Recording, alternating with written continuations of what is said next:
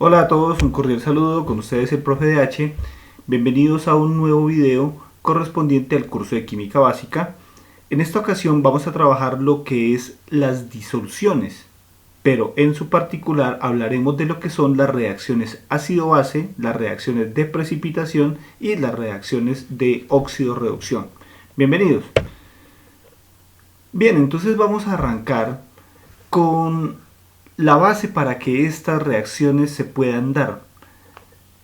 La condición inicial para que estos tres tipos de reacciones se puedan dar es que los reactivos necesariamente tienen que estar disueltos en el agua.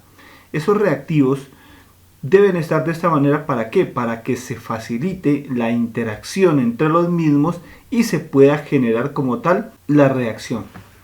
Bien, entonces vamos a mirar cuáles son las generalidades de los tres tipos de reacciones de los cuales vamos a hablar. Empezamos por la reacción de precipitación. Una reacción de precipitación es aquella que se caracteriza porque cuando las especies químicas han reaccionado, se va a obtener un producto o varios productos que sean insolubles y formarán un precipitado. ¿Listo? Que lo podremos identificar dentro de la disolución. Otro tipo de reacciones que vamos a utilizar, que vamos a estudiar el día de hoy, son las reacciones ácido-base, que como su nombre lo indica, involucra sustancias ácidas de pH bajos y sustancias básicas de pH altos, y estas pues van a entrar en interacción y van a dar unas características que estudiaremos. Y por último tenemos las reacciones de óxido-reducción, cuya característica básica es la de la transferencia de electrones entre especies químicas. Muy bien, entonces nos vamos a meter en cada una de ellas para mirarlas con detalle. Comenzamos con las reacciones de precipitación. Entonces, como se dijo, tiene que necesariamente generarse un producto insoluble llamado precipitado. Entonces, de ahí el nombre, reacciones de precipitación, por la formación de un precipitado.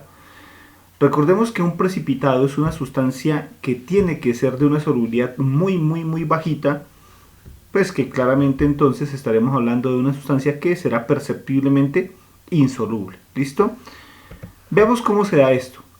Partimos de dos sustancias que están disueltas en el agua. Sabemos por las reglas de solubilidad que estudiamos en un video anterior que todos los nitratos son solubles sin excepciones. Entonces tenemos a la especie química nitrato de plomo 4, soluble, disuelto en agua, acuoso, y tenemos el yoduro de potasio que es doblemente soluble por la regla de que todos los halógenos son solubles, con algunas excepciones que no nombraré, y también porque tiene al ion potasio. Entonces tenemos estas dos especies que están solubles en agua. Entonces miremoslas aquí. Estos iones, si nosotros los pusiéramos a interactuar en estado sólido, debido a que son dos sales sólidas, pues sencillamente no va a haber un vehículo conductor que permita la interacción entre los iones de una especie y otra.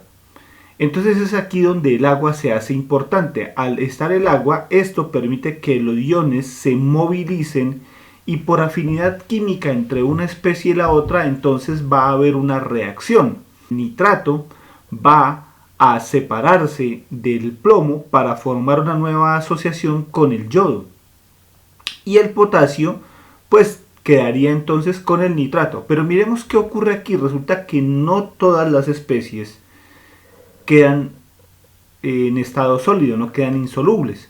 Resulta que una de las especies que se forma es el nitrato de potasio, y este nitrato de potasio, pues ya lo dijimos que por regla general todos los nitratos son solubles. Eso quiere decir que mientras que el nitrato de potasio va a seguir soluble en agua, observaremos que el yoduro de plomo forma un precipitado, que es el que miramos acá en esta imagen de color amarillo. Entonces esto es una reacción de precipitación que podemos colocarla como referencia. Ahora, ¿por qué el yoduro de plomo se vuelve insoluble? Se vuelve insoluble porque recordemos que los yoduros, todos los halogenuros son solubles excepto cuando están unidos a el plomo, y eso entonces lo que hace es que se nos forme un precipitado dentro de esa disolución. De alguna manera ese precipitado va a estar puro. ¿Por qué? Porque mientras que él está aquí en forma sólida, el nitrato seguirá por estos lados, lo que quiere decir pues que podríamos sencillamente filtrarlo y obtener el yoduro de plomo de una forma relativamente fácil. Bien,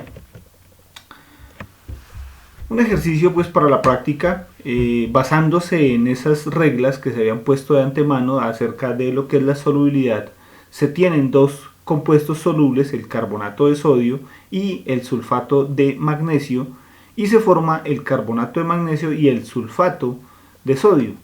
Entonces lo que se busca en este ejercicio es que ustedes como estudiantes de estas temáticas puedan establecer cuál de estas especies, si la hay, es insoluble y mediante eso establecer si hay o no hay una reacción de precipitación.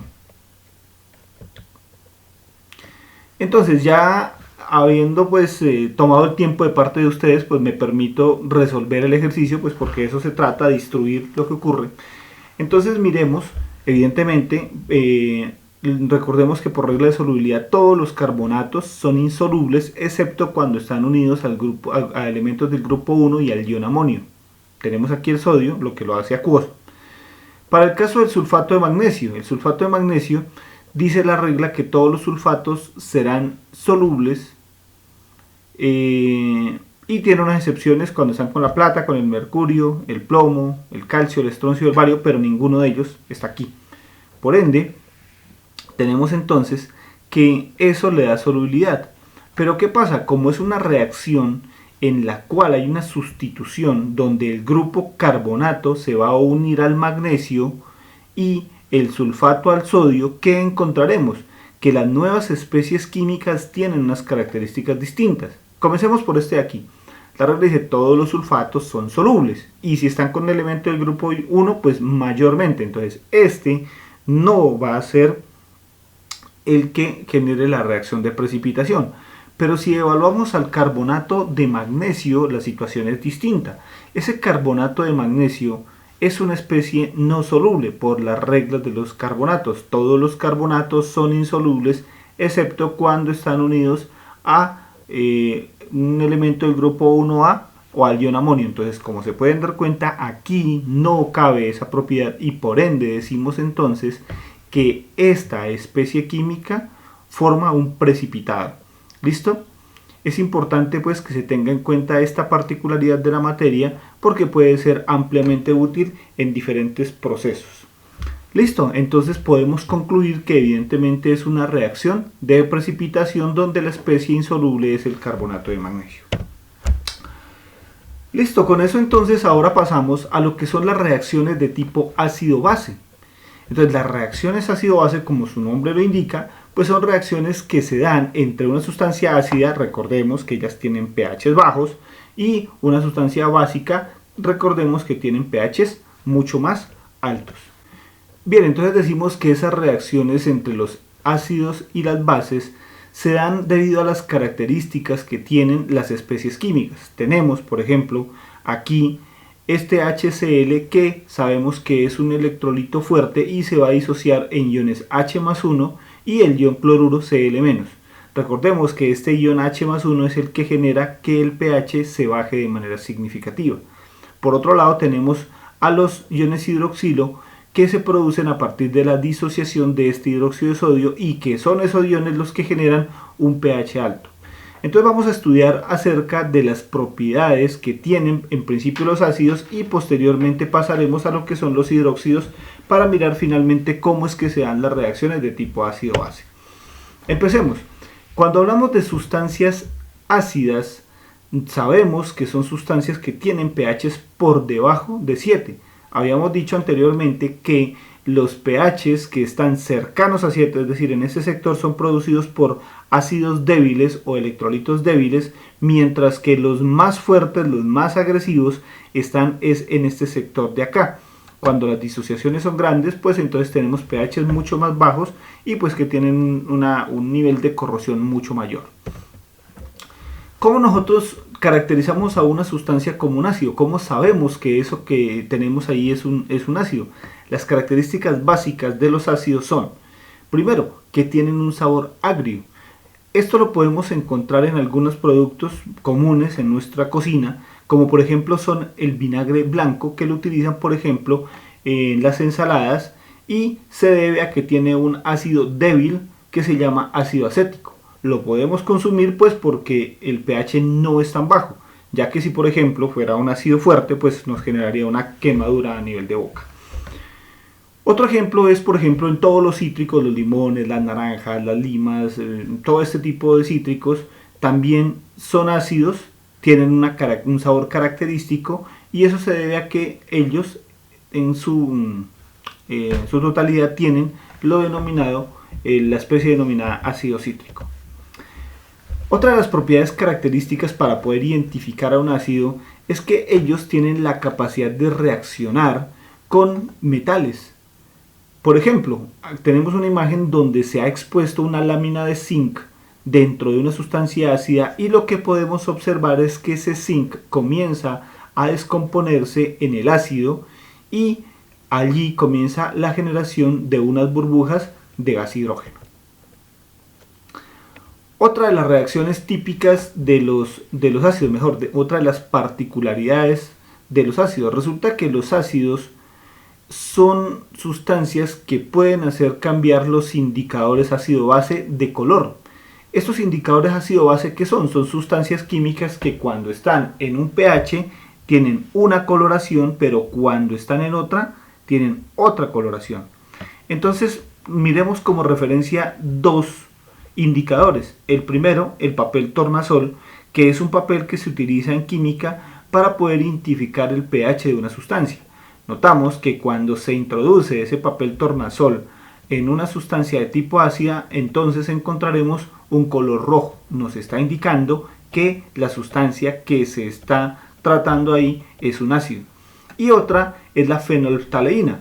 La fenolftaleína es un indicador que cuando ella tiene un pH alto, por encima de 8.3 unidades, la encontramos que ella es de color fucsia. Cuando echamos una gota de ácido en la fenolftaleína, encontramos que esta no va a presentar un color.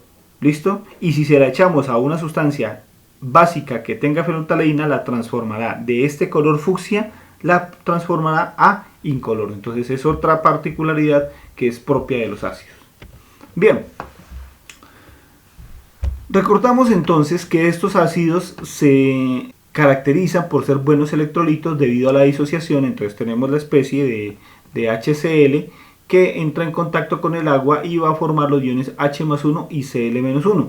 Habíamos dicho por allá en otra ocasión que la generación de este proceso de solvatación hace que la electricidad comience a pasar por los diferentes iones y rápidamente se conduzca a través de ella. Entonces, ya mirándolo en un ejemplo no esquemático como este, sino más bien como dentro de la realidad, observamos que esa corriente eléctrica que entra por este cableado llega aquí a través de los iones, va transportándose, va pasando, llega nuevamente acá y continúa su flujo de energía eléctrica y hace que la bombilla se prenda. Entonces es otra particularidad de esos iones de tipo ácido.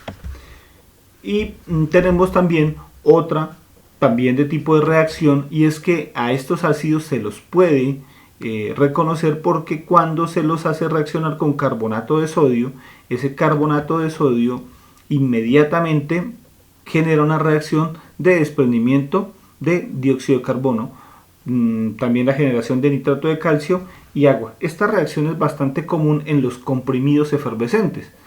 Las especies químicas ahí dentro no pueden interactuar. Ese ácido que lo contiene, pues no será ácido nítrico o un ácido débil, y ese carbonato no pueden interactuar porque no están en medio acuoso, pero inmediatamente pasan a un medio acuoso, estos dos se encuentran, comienzan la reacción y producen esa efervescencia típica de este tipo de sustancias. Entonces, otra forma de identificar un ácido es mediante esta reacción que produce dióxido de carbono. Bien, entonces ahora que ya hemos hablado acerca de las particularidades de esos ácidos, pues peguémosle una revisada a las bases para volver a nuestra reacción ácido-base, pues que era lo que nos estaba ocupando. ¿Cómo es esto entonces? Ahora miremos el cuento de las bases. Miremos que estas tienen pH mayor que 7, bajo la misma premisa. Las bases débiles tendrán valores cercanos como mucho a 10, entre 7 y 10, entre 7,1 y 10, pues para ponerlo así. Mientras que las bases fuertes tendrán pHs que están muy por encima, valores mucho más cercanos a 14 unidades. Algunas particularidades, entonces, para que nosotros podamos hacernos una idea, ya que no existe así algo que nosotros podamos identificar de manera directa como una base, pues tomamos como referencia algo que se le asemeja, debido a que está hecho con base a ese producto. Los jabones, por ejemplo, cuando nosotros nos ingresa un poco de jabón a nuestra boca, sentimos un sabor amargo. Eso es debido a que la composición de un jabón nació a partir de un hidróxido. Regularmente, para elaborar los jabones de baño, tenemos que usar hidróxido de potasio, entonces ese hidróxido de potasio le da al jabón esas características básicas de ese sabor. Y la otra también característica de esos hidróxidos es que estas son sustancias pues que son difíciles de agarrar, son resbalosas. También es típico de esos hidróxidos cuando nosotros trabajamos en un laboratorio y en nuestros guantes caen estas sustancias, pues encontramos que todo nos comienza a resbalar, pero pues como no es una experiencia que todos hemos podido tener, entonces de ahí pues el símil que se hace con este tipo de productos, pues que sí es de uso casero. ¿Qué ocurre cuando se colocan con los indicadores ácido-base? A diferencia de los ácidos, que cuando se les colocaba el papel indicador daba color rojo o un color así naranja, los indicadores ácido-base con las bases, con los hidróxidos, van a generar un color azul, y ese color azul es pues va a ir disminuyendo hacia un verde en la medida en que la sustancia es menos básica. Contrario a lo que ocurre con los ácidos, cuando usted le coloca a una sustancia que es ligeramente ácida, le coloca un hidróxido, esta va a cambiar de incoloro, se va a cambiar a fucsia. O bueno, si tiene directamente el hidróxido y le echa una gotica del indicador fenolftalina, inmediatamente se va a colocar de este color fucsia, y esta particularidad pues se le ha dado bastantes usos a nivel de la química cuantitativa. Bien, de igual manera como los ácidos, estos hidróxidos también se disuelven en el agua, se solvatan en el agua, y la presencia de estos iones va a permitir el paso de la corriente eléctrica, significando esto entonces que son buenos conductores de corriente eléctrica. Entonces ahí vamos haciéndonos la idea de cuáles son las particularidades de cada una de estas especies químicas, los ácidos y las bases.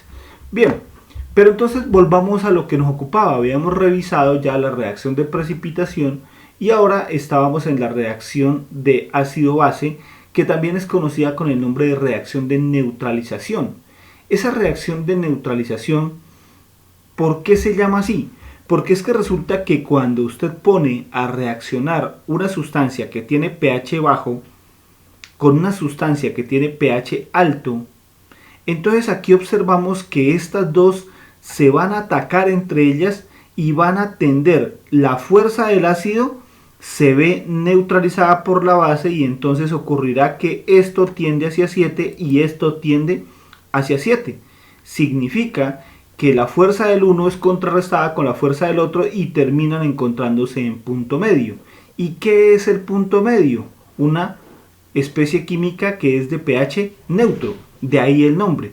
Se denomina reacción de neutralización porque cuando se lleva a cabo, el pH que se termina generando es cercano a la neutralidad. Ahora, hay que tener cuidado, depende de la naturaleza del ácido y de la base que se estén utilizando. Me explico.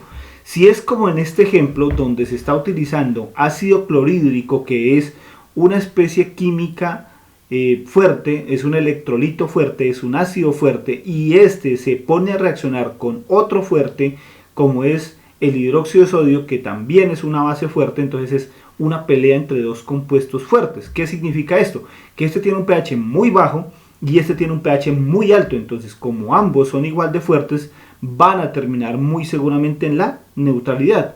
Pero no siempre ocurre eso. Por ejemplo, si utilizáramos el vinagre, que tiene pH 3, versus el hidróxido de sodio, que tiene pH por acá arriba, entonces miremos que este no va a tener la suficiencia para atacar al de acá. ¿Qué terminará ocurriendo? Que sí, se van a acercar a la neutralidad, pero por ser este más fuerte, no necesariamente va a quedar en 7, muy seguramente va a quedar pasado para la escala de lo más básico. ¿Listo? Entonces, esto está amarrado a la naturaleza de las especies químicas que se utilicen en la reacción. Pero cuando son sustancias de carácter fuerte, como son estas dos especies, entonces ahí encontraremos que se da la neutralización y de ahí el nombre que se utiliza, una reacción de neutralización. Bien, de esas reacciones se desprenden algunos conceptos que es importante que se conozcan, que son los conceptos de calor de neutralización, de calor de ionización y algunos tipos de calores, pues que es bueno que se conozcan para utilidades futuras.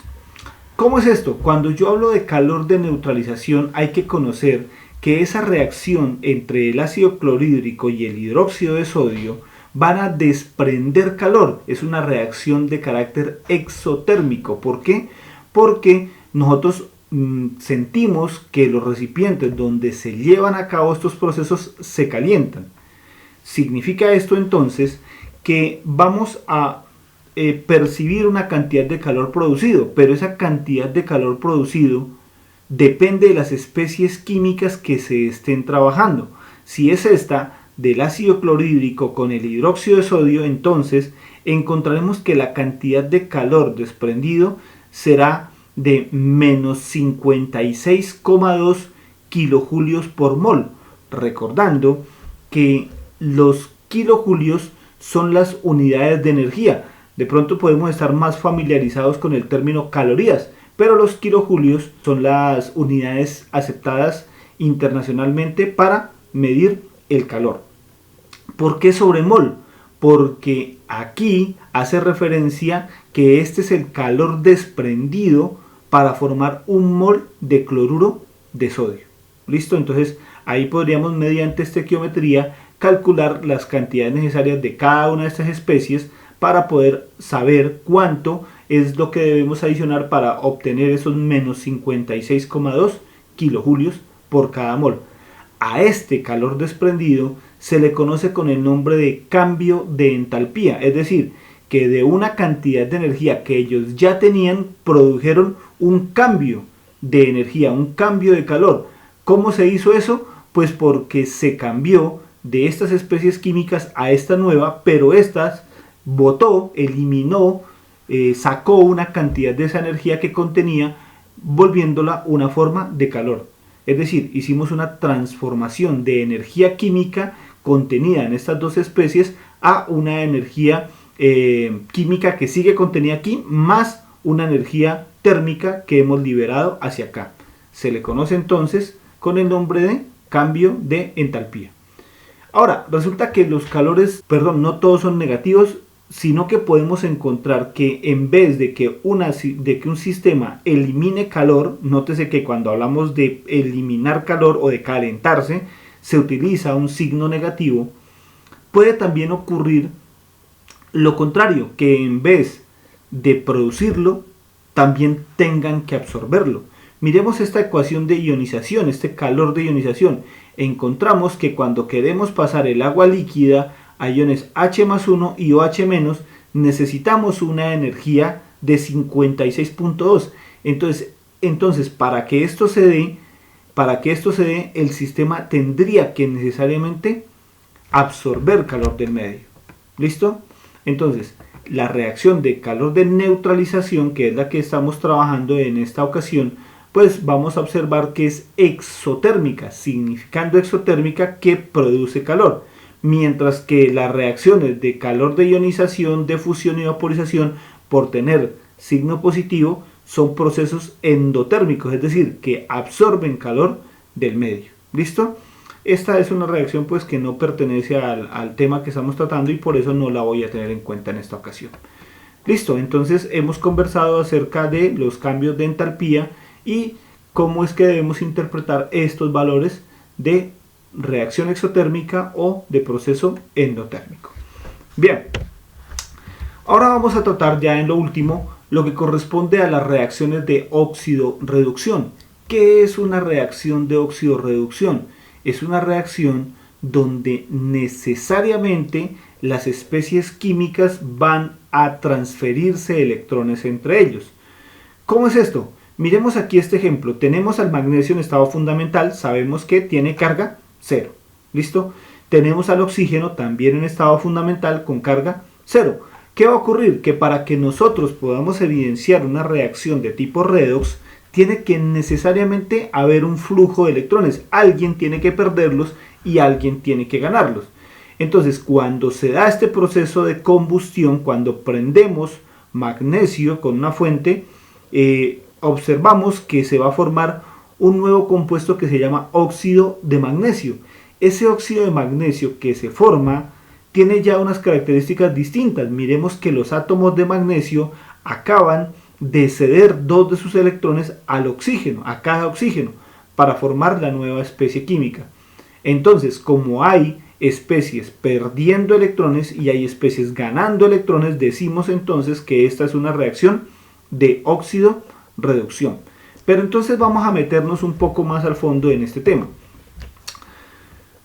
Aquí en esta ecuación podemos observar que es una reacción de óxido-reducción. Miremos qué especies generan esa transferencia de electrones. Miramos que se ha cogido un trozo de aluminio metálico, lo hacen reaccionar con ácido clorhídrico.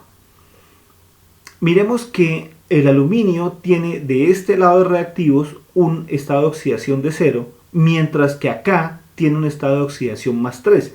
¿Qué significa eso? Significa que al entrar en contacto con el ácido clorhídrico, este aluminio ha perdido 3 electrones. ¿Para dónde se fueron? Sencillamente los cogió otra especie química. Queremos saber, ¿sería este o sería este de acá? Para poder identificar cuál fue la otra especie química que participó en esa reacción redox, tenemos que evaluar sus estados de oxidación. Notemos que en esta especie química el cloruro era Cl-1, como es el cloruro, y acá sigue siendo Cl-1. Eso quiere decir que esta especie no está participando en el proceso redox, porque él estaba como cloruro -1 y sigue como cloruro, ¿sí? Listo, se sobreentiende que es -1. Mientras que el hidrógeno, que es su acompañante, sí tuvo un cambio en el estado de oxidación. ¿Cómo es esto? Miremos que él estaba aquí como +1 y acá pasa como 0. Eso quiere decir que hay un proceso de transformación. De esta manera nosotros podemos coger esta ecuación química completa, donde están las moléculas con todos los átomos, y podemos depurarle lo que no ingresa a lo que es la reacción de tipo redox. Vamos a quitar las especies químicas que no participan en este tipo de reacciones. ¿Quiénes son esos? Pues los cloruros. Este de aquí no participa, este de aquí no participa, y vamos a generar una nueva forma de escribirlo. Se llama ecuación iónica, donde solo se incluyen las especies que ceden o reciben electrones. ¿El aluminio cambió? Sí, entonces lo ponemos aluminio aquí, aluminio acá.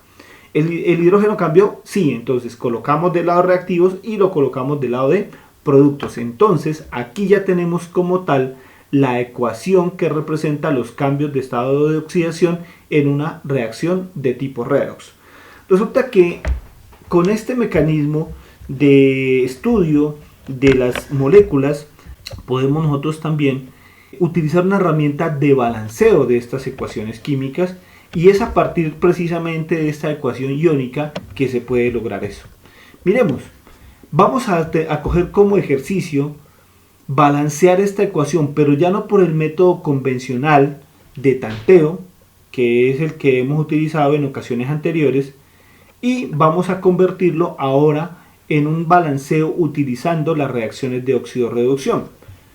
El proceso puede ser un poco más largo que el tanteo, pero resulta que hay reacciones químicas, que no es el caso del ejemplo que he traído, que son difíciles, que son más difíciles de balancear por tanteo, y se tiene que tomar este modelo de balanceo por óxido-reducción para poder lograrlo. Pero con fines prácticos he traído una reacción pues que sea pues un poco más entendible en este balancear. Vamos a mirar cuáles son los pasos. arrancaremos con el paso número 1. El paso número 1 es convertir de la ecuación completa a la ecuación iónica. Dijimos anteriormente que es en la que involucra solamente las especies que han cambiado de estado de oxidación. El paso número 2 para balancear este tipo de reacciones es identificar, primero hay que fraccionar por especies. ¿Cómo es esto? Por un lado trataré lo correspondiente al hidrógeno y después trataré lo correspondiente al aluminio. Comencemos con lo del hidrógeno. Entonces, para poder hacer ese balanceo, comenzamos por mirar cuántas cargas se tienen de este lado y cuántas cargas se tienen de este lado. ¿Qué miramos? Resulta que cuando miramos qué ocurre con el hidrógeno, a este hidrógeno había perdido un electrón. ¿Por qué? Porque estaba cargado como +1. Mientras que acá se nota que él tiene sus electrones completos.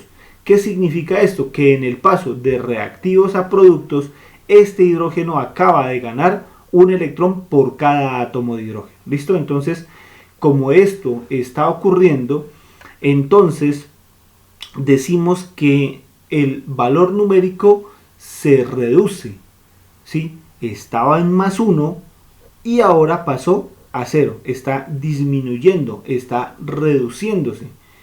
Y cuando se da ese proceso de reducción, entonces estamos diciendo que esta especie química, al pasar de algo más positivo a algo menos positivo, está ganando electrones. A este tipo de semirreacción donde se ganan los electrones se le conoce con el nombre de semirreacción de reducción. Pero entonces siempre hay una que gana electrones y la otra necesariamente tiene que perderlos, tiene que cederlos. Miremos el otro caso. En el aluminio la carga era 0 y ahora pasó a +3. Significa esto que aquí cada aluminio ha regalado 3 electrones. ¿Y quién se los recibió? Pues se los recibieron los átomos de hidrógeno. Entonces, cuando ocurre esto es porque se está dando un proceso de oxidación, se están regalando electrones, se está volviendo más positivo. A este tipo de semirreacciones se le conoce con el nombre de semirreacciones de oxidación. ¿Qué vamos a hacer entonces? Vamos a proceder a hacer el correspondiente balanceo de dichas especies. Miremos, si ya cogemos las dos semirreacciones, la de oxidación por un lado y la reducción por el otro, observamos que entonces aquí pasó de 0 a +3 y aquí de +1 a 0. Pero hay que tener cuidado. Resulta que aquí sí, no hay problema. Aquí usted tiene una especie, un átomo, y acá tiene un átomo. Mientras que de este lado tenía 2 átomos y acá solamente tenía 1. Entonces, para poder continuar con el trabajo, lo que tenemos que hacer primero es que cuando se planteen estas semirreacciones, tenemos que asegurarnos que el número de átomos de un lado sea igual al número de átomos del otro lado. Entonces, si este tiene 2, acá necesariamente también tiene que haber 2 y debe colocarse este coeficiente estequiométrico para poder generar esa nivelación en el número de átomos. Bien, una vez hecho eso, entonces vamos al paso 4. Aquí lo que vamos a hacer es igualar las cargas en cada semirreacción. Entonces, comencemos con la del aluminio. Observemos que de este lado el aluminio tiene una carga 0, mientras que acá tiene carga +3. Tenemos que sumarle electrones al lado que esté más positivo. Siempre es al lado que esté más positivo. ¿Para qué? Para igualar el número de cargas. Entonces, si tenía 0 de este lado y acá tenía 3 positivas, entonces le sumo electrones que son cargas negativas. Si tengo 3 positivas y 3 negativas, entonces esto se me vuelve con carga 0. Ahora sí, tenemos igualdad de cargas. 0 aquí y 0 acá. ¿Listo? En el caso de la reacción la semirreacción de reducción, ¿cómo ocurre? Entonces, cada hidrógeno tiene carga +1, pero como son 2, entonces tenemos 2 cargas positivas, mientras que acá tenemos ¿cuántas? 0. Entonces tendremos que sumarle 2 electrones para que 2 positivas y 2 negativas sean igual a 0, y así hayamos generado una igualdad en las cargas en cada una de las semireacciones y este proceso nos permita llegar al balanceo de dicha ecuación. ¿Qué sigue? Resulta que para poder nosotros generar el balanceo tenemos que igualar el número de cargas de electrones que se necesitaron en este proceso de acá versus los que se necesitaron para la reacción de oxidación. ¿Y cómo logramos esto? Si queremos igualar el 3, tenemos que llevarlo a un múltiplo que sea también de 2. ¿Y eso cómo se logra? Pues multipliquemos este 3 por 2 para que nos dé 6 y multipliquemos este 2 por 3 para que nos dé 6. Entonces nos dará 6 electrones aquí y 6 electrones para acá para que podamos cancelarlos en el siguiente paso. Pero ¿cómo vamos a operar esto? Ojo, tenemos que coger este 2 que está aquí y multiplicarlo primero por el aluminio. ¿Listo? Luego este 3 por lo de acá. Miremos cómo se da este proceso. Entonces aquí tenemos el ejemplo. Este 2 va a coger y va a multiplicar a este aluminio y lo vamos a ir colocando de este lado. Luego vamos a coger este 2, pero las especies químicas las va a multiplicar por acá. Pero ojo, esto ya no pertenece a reactivos, pertenece a productos. Entonces vamos a multiplicarlos y los resultados van a dar aquí. ¿Cómo quedaría? 2 de aluminio más 3 más 6 electrones. ¿De qué lado? Del lado de productos. Miremos que aquí está la línea que nos muestra a qué pertenece cada parte. Desarrollándolo, observaríamos que queda así. Entonces al hacer todas las operaciones quedaríamos 2 por aluminio 0, 2 de aluminio 0. Seguimos aquí. 3 por 2H más 1 son 6H más 1. 3 por 2 electrones, 6 electrones. Pasamos al lado de productos. Miren que primero nos involucramos con lo que era la parte de reactivos y ahora vamos a la parte de productos. 2 por aluminio más 3, 2 aluminio más 3, 2 por 3 electrones, 6 electrones y 3 por H2, 3 de H2. Entonces aquí lo que hemos logrado es igualar el número de electrones del lado de reactivos con el lado de productos. ¿Esto para qué nos sirve? Nos sirve para poder cancelar el número de electrones que involucramos y hacer que las cargas que hay de este lado sea igual a las del lado de acá. Procedemos entonces a cancelar esos electrones y observamos que nos genera una ecuación iónica neta, pero con unos coeficientes estequiométricos que son propios del balanceo. Es decir, con este procedimiento generamos el balanceo. ¿Cómo podemos darnos cuenta si lo que hemos hecho está bien o no? Tiene que cumplir dos condiciones. Condición número 1, que el número de átomos sea igual. 2 aluminios, 2 aluminios. 6 hidrógenos y 3 por 2, 6 hidrógenos. Y la segunda condición es que sean iguales en cargas. Que el número de cargas positivas o negativas que salgan de este lado, salgan también de este lado. Miremos, 2 por 0, 0. Y 6 por 1, 6. Número de cargas, 6 positivas. Ahora miremos acá. 2 por más 3, más 6. Y 3 por 0, 0. Entonces, más 6 aquí y más 6 acá. Entonces, eso nos garantiza en la ecuación iónica neta que se ha hecho bien el balanceo.